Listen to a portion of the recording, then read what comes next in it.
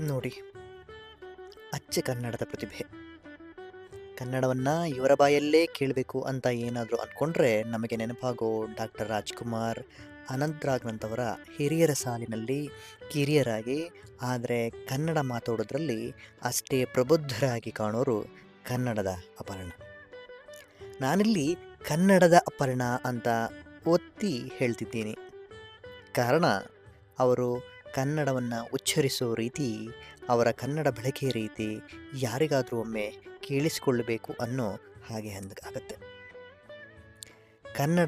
ಕರ್ನಾಟಕದ ನಿರೂಪಕಿಯರ ಸಾಲಿನಲ್ಲಿ ಅಗ್ರಮಾನ್ಯರಾಗಿದ್ದವರು ಇವರು, ಮತ್ತು ಅವರನ್ನು ಅಗ್ರಮಾನ್ಯರಾಗಿ ಉಳಿಸಿಬಿಡೋ ಕನ್ನಡ ಭಾಷೆ ಅವರ ಕಂಠದಿಂದ ಬರ್ತಾ ಇತ್ತು.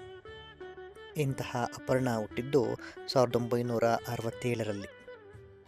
ಅವರು ದೂರದರ್ಶನ ನಿರೂಪಕಿ, ರೇಡಿಯೋ ಜಾಕಿ, ನಟಿ. ಕನ್ನಡ ದೂರದರ್ಶನದಲ್ಲಿ ಅವರದ್ದು ಜನಪ್ರಿಯ ಮುಖ. 1984ರಲ್ಲಿ ಪುಟ್ಟಣ್ಣ ಕಣಗಾಲರ ಮಸಣದ ಹೂವು ಅವರ ಮೊದಲ ಚಿತ್ರ.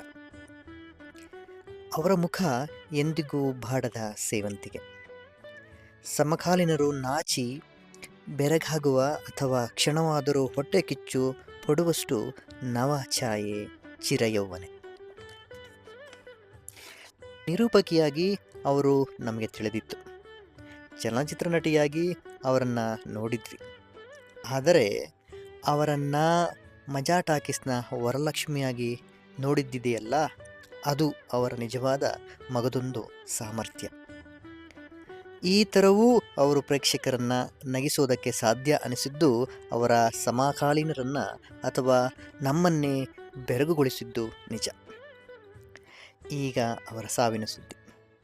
ನಮ್ಮ ಕನ್ನಡದ ಅಸ್ಮಿತೆಯ ಒಂದು ತುಣುಕು ಕಳಚಿತೇನೋ ಅನ್ನೋ ಭಾವನೆ ಬಂದಿದೆ.